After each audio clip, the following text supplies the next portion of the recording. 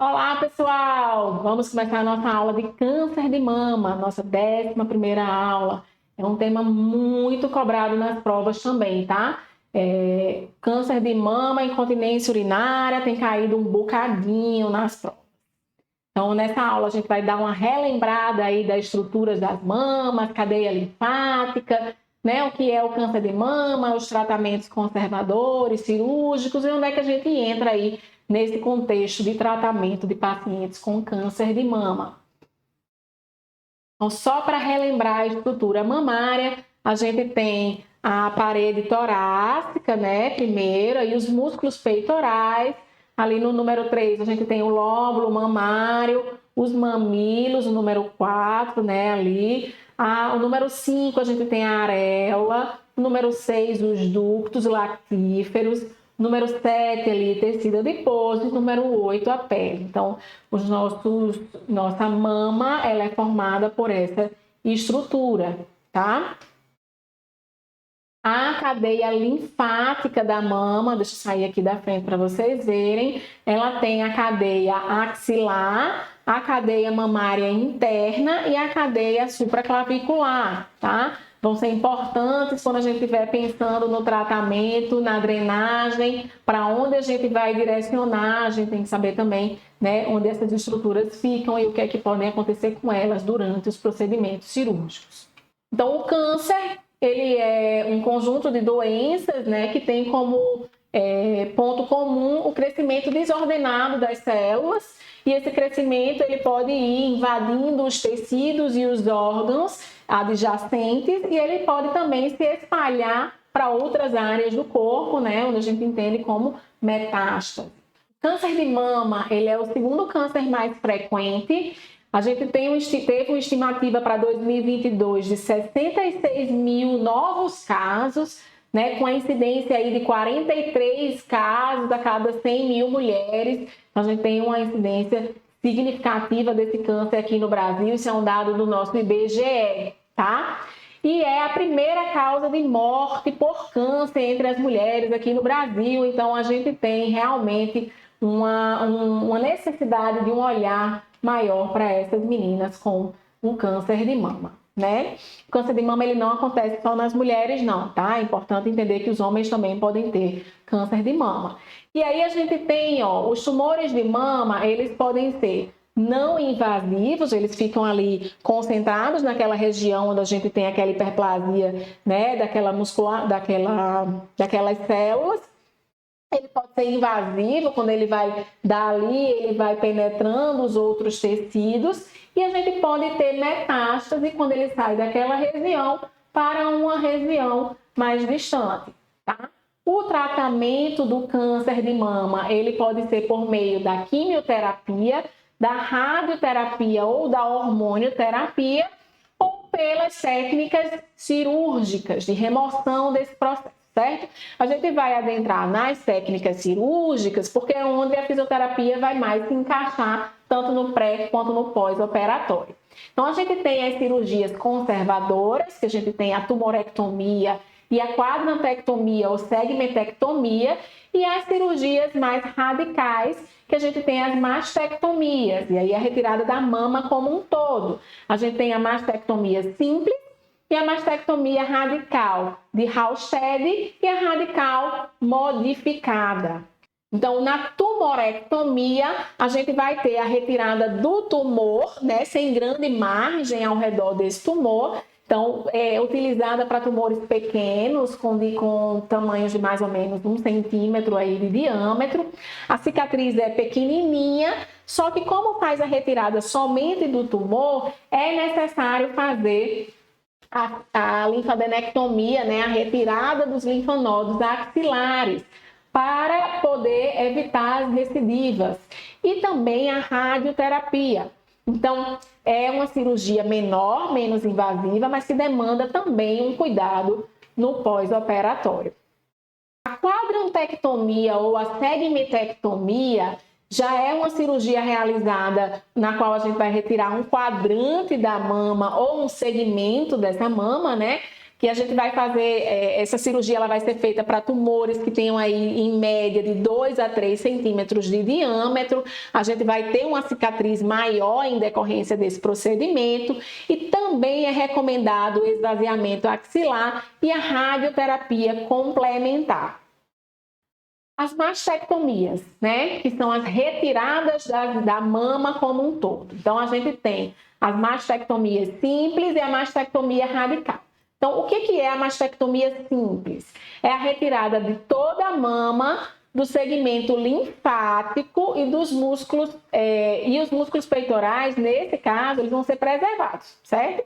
Então, assim, a gente tira a mama, tira a glândula, tira tecido, lembra que a gente viu lá gordura, ductos, tudo aquilo, mas a musculatura e o sistema linfático, ele fica preservado. E aí, nesse caso, é indicada a radioterapia. Só que a radioterapia, ela desencadeia realmente muita fibrose. E essa fibrose, ela predispõe ao aparecimento dos linfedemas. A gente vai ver mais para frente a chatice que é o linfedema, né? E aí nós temos as mastectomias radicais. Então, a mastectomia radical modificada, ela traz a retirada da mama, o esvaziamento axilar total e a preservação do músculo peitoral maior, tá? O músculo peitoral menor, ele pode ou não ser preservado nesse procedimento, tá? Ela é indicada para tumores maiores de 3 centímetros e ela tem uma chance de recidiva, né, após o tratamento, que é aquela paciente que fez o tratamento conservador, que fez a recidiva e aí ele pede a retirada dessa região maior para evitar essa recidiva.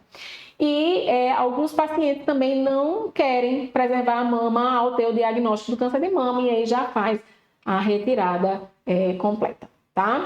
A cirurgia radical de Halsted, ela vai ser a retirada da mama, do esvaziamento axilar e a retirada do peitoral maior e menor, tá? Essa cirurgia ela é muito mais extensa, ela é utilizada quando a gente tem um câncer maior, ela vai trazer uma cicatriz mais extensa, ela vai trazer mais alterações pós-operatórias, ela traz mais risco de morbidade, de sangramento, de infecções, né? Mas ela é necessária quando a gente tem um câncer que já se espalhou por essa região.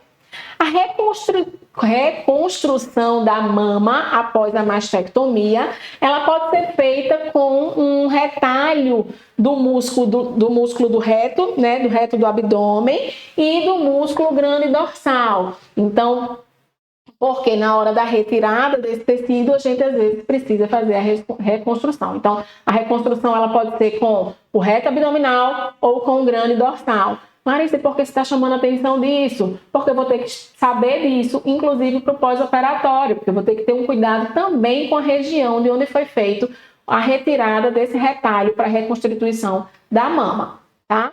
Quais são as complicações mais comuns no pós-operatório do câncer de mama? Lesão nervosa, e aí a gente pode ter a lesão do nervo intercostobraquial, que ele vai dar, ele inerva a parte superior do braço, tá? Então eu posso ter uma parestesia cutânea no pós-operatório.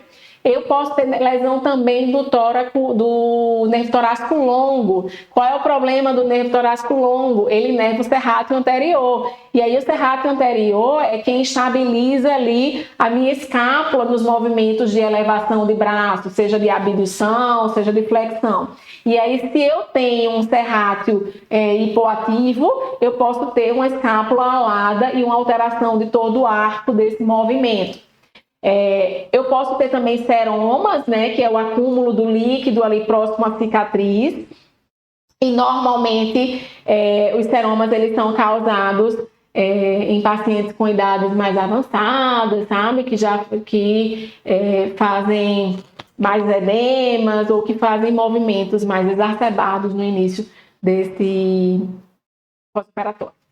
A gente pode ter ainda uma fibrose subcutânea, né, com fixação da musculatura. Então, se eu tenho fibrose e fixação da musculatura, o meu movimento de ombro, de forma geral, vai ser dificultado. Outra complicação comum são as disfunções do ombro, né, do lado ipsilateral à cirurgia, porque a gente tende a ter uma postura de proteção e diminuir a movimentação do lado que foi operado. E aí isso tende a provocar uma fraqueza maior da musculatura que ficou. A gente tem retirada de certa musculatura, né? Então a gente tem, às vezes, diminuição da ADM, a gente tem dificuldade na realização das AVDs. E a gente tem um agravante, isso é importante, gente. A rádio, ela pode trazer também fibrose, que vai dificultar esse movimento. Então, se você tem, além da imobilidade, a necessidade da rádio, ela pode ainda provocar uma disfunção de ombro pior, tá? Outra complicação, e essa é a mais falada aí no meio da fisioterapia, que é o linfedema, que é um inchaço crônico, né, desse membro superior pela dificuldade do sistema linfático. Se eu tiro toda a cadeia linfática dessa região, eu vou ter dificuldade dessa drenagem, né? E aí esse líquido que fica acumulado, ele é rico em proteína, então ele traz um processo inflamatório a esse tecido, que pode trazer dor também, né? Então, o linfedema, ele vai além da condição estética. Algumas pacientes que têm mais facilidade de ter, né, o linfedema são as pacientes que têm IMC avançado, maior, né, as pacientes mais idosas, as pacientes que fazem a rádio, porque a rádio ela queima o tecido local. Então, piora ainda mais essa condição, né? E o que é que esse linfedema pode trazer? Desconforto, dor, aumenta o risco de infecção, porque meu sistema linfático está afetado, diminuição da amplitude de movimento, altera a minha qualidade de vida, minha prática de laboral, minha prática de lazer, né? Traz mais ansiedade, depressão, altera a imagem corporal. A gente que mora no Nordeste, né, tem cidades muito quentes, então às vezes o uso da meia compressiva é muito ruim, né, da luva compressiva, que vai trazer um desconforto muito grande. E aí a gente entra na atenção fisioterapêutica a essa paciente que foi submetida a esse tratamento do câncer de mama, seja ele o tratamento radioterápico ou o tratamento cirúrgico. Então, vamos lá. O que o fisioterapeuta pode fazer nesse contexto, né? Então, assim, o fisioterapeuta vai tratar o câncer? Mas a gente vai tratar todas as possíveis sequelas, né? A gente vai tentar prevenir as sequelas e a gente vai tratar aquelas que ficarem. A gente faz parte dessa equipe que trata, sim, o paciente com câncer de mama, né? A gente vai tentar diminuir os riscos das complicações do pós-operatório, acompanhar essa recuperação, movimentação de ombros, recuperação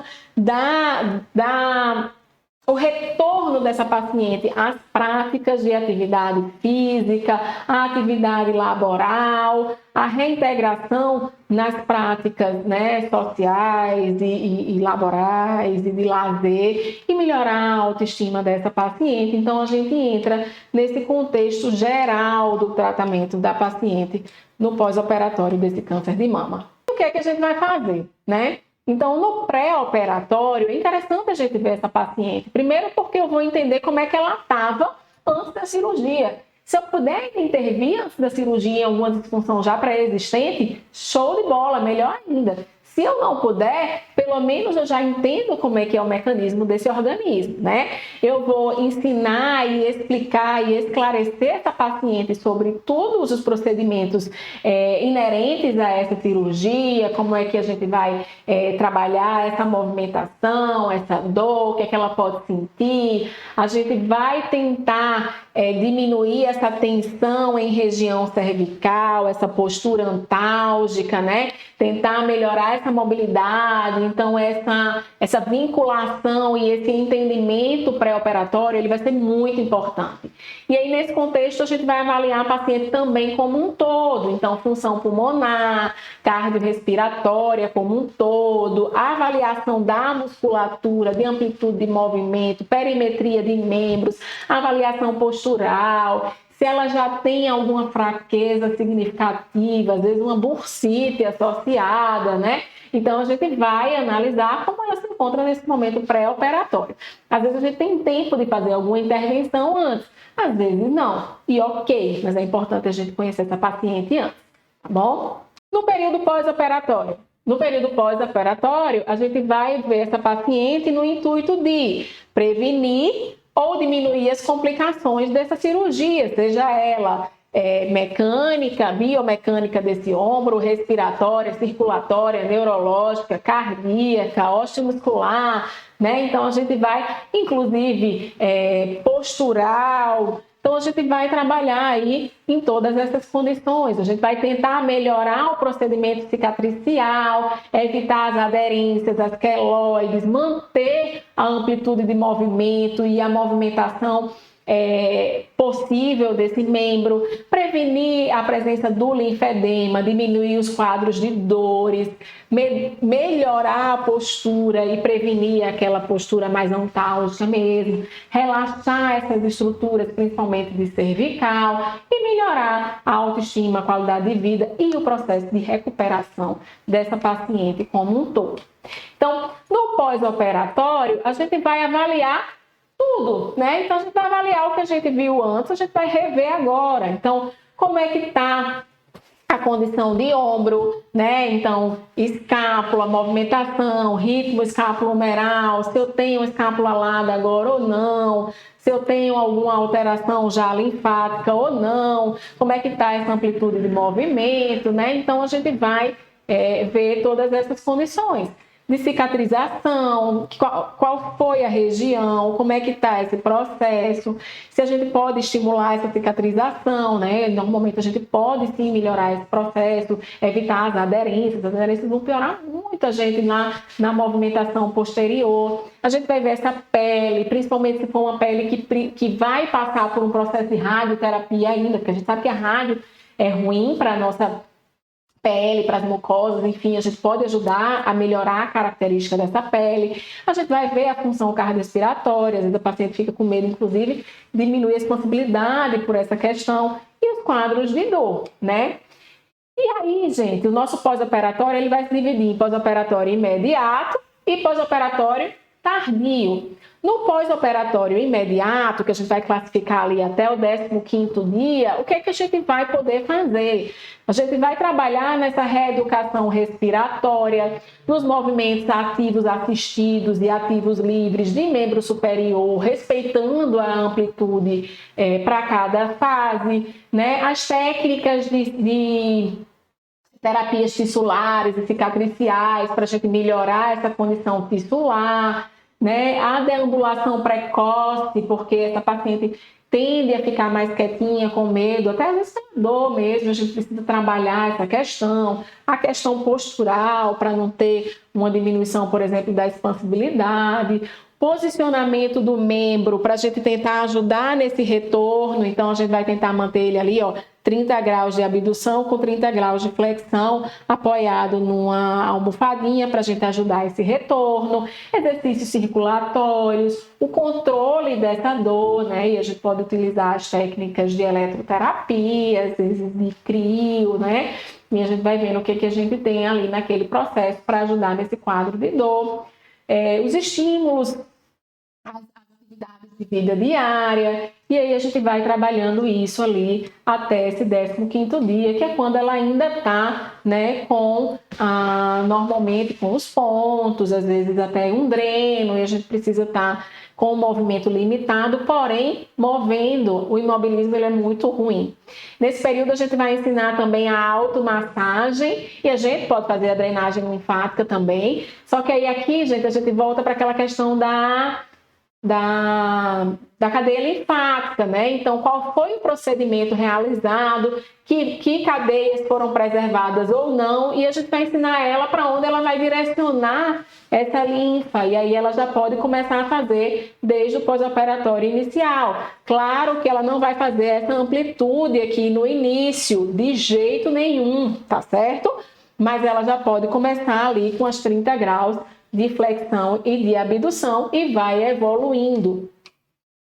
No pós-operatório tardio, aí sim a gente começa, né, após a retirada do dreno, dos pontos e tudo, a gente já tem essas amplitudes liberadas. E aí a gente vai começar a trabalhar para tentar ganhar todas essas amplitudes, principalmente para as pacientes que vão fazer a rádio, porque a rádio ela precisa ficar a 90 graus de flexão de ombro, e aí se ela não consegue, ela demora a rádio, e se demora a rádio, pode ter uma repercussão negativa no tratamento, tá? Então, a gente vai trabalhar aí e vai trabalhar muitas questões relacionadas à cadeia linfática. Então, só para chamar a atenção aqui dos 90 graus que a gente precisa de flexão e abdução de ombro. Então, a gente tem que conseguir ganhar isso no pós-operatório quanto antes para aquelas pacientes que vão para a rádio, para a gente não atrasar o tratamento dela, tá bom? E o tratamento das questões linfáticas, né, do linfedema, a gente precisa entender de cadeia linfática, é um comprometimento muito comum no pós-operatório de cirurgias de mama, e a gente vai ajudar nesse processo que não é só estético, traz dor, traz diminuição da amplitude de movimento, traz limitação na prática das atividades. Existem várias técnicas que a gente pode utilizar, né? Então, a drenagem manual, a drenagem mecânica, a contenção elástica, o enfaixamento, a automassagem. Então, a gente pode, inclusive, mesclar essas técnicas para ajudar nesse sistema linfático dessa paciente que foi submetida a um procedimento cirúrgico. E aí as orientações que são necessárias e que a gente precisa entender para poder passar para essa paciente nesse pós-operatório, que são de proteção desse membro. Por quê? Eu tenho um sistema linfático afetado, então ter cuidado para não ferir o braço, evitar raspar as axilas exatamente pelo ferimento que isso pode provocar, evitar ferir a pressão nessa região, porque essa compressão vai ser ruim, né? Eu posso extravasar um pouco mais desses líquidos, evitar injeções, ter cuidado com picadas, com feridas, não tirar cutícula de unha, porque tudo que for relacionado ao processo de cicatrização, né, e de imunidade desse braço vai estar afetado. Evitar fazer grandes esforços para não aumentar o transbordamento, né, desse líquido e aumentar o linfedema, evitar usar itens muito apertados para não piorar mais ainda essa circulação e ter cuidado aí para ter sempre uma boa ingestão de líquido e manter essa drenagem adequada. Tranquilo, né? Câncer de mama? E aí nós temos as questões bônus. Eu vou fazer diferente agora nas questões bônus para vocês. Como é que eu vou fazer? Eu vou passar a questão, eu não sei quantas questões, vamos ver. E aí eu vou dar um tempinho para vocês responderem para a gente voltar, tá? Então, questão 1. E é isso que eu vou fazer diferente dessa vez, gente. Eu não vou ler para vocês, agora vocês que vão ler. Fazendo igual com os meus filhos, né? A gente começa dando uma ajuda um pouquinho maior e agora vocês vão andar com as pernas de vocês. Porque a leitura, ela traz, na entonação, ela pode trazer, inclusive, a resposta. Então, dá um pause, lê a questão, responde e passa aqui para a resposta. Vamos lá. E aí, acertou? Espero que sim. Vou passar para a próxima. Novamente, gente, essa é da Comperv, tá? Não vou ler para vocês, não. Dê um pause aí no vídeo, que eu já vou passar para a resposta, ok? E aí? Deu certo essa? Espero que sim.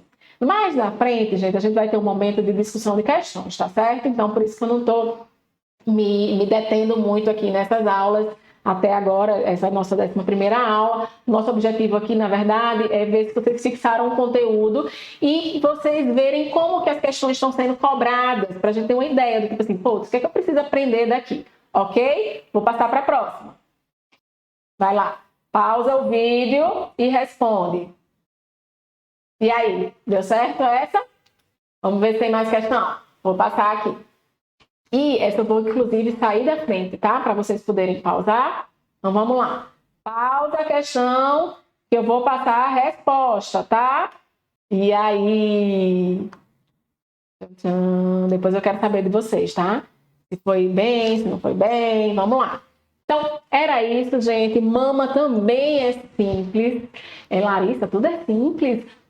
No final das contas é mesmo. É que é muito conteúdo e é por isso que a gente está aqui. Para a gente enxugar, simplificar e mostrar para vocês assim, ó, dá uma olhada nisso que as questões estão cobrando assim, ok? E aí a gente se vê agora na nossa próxima aula.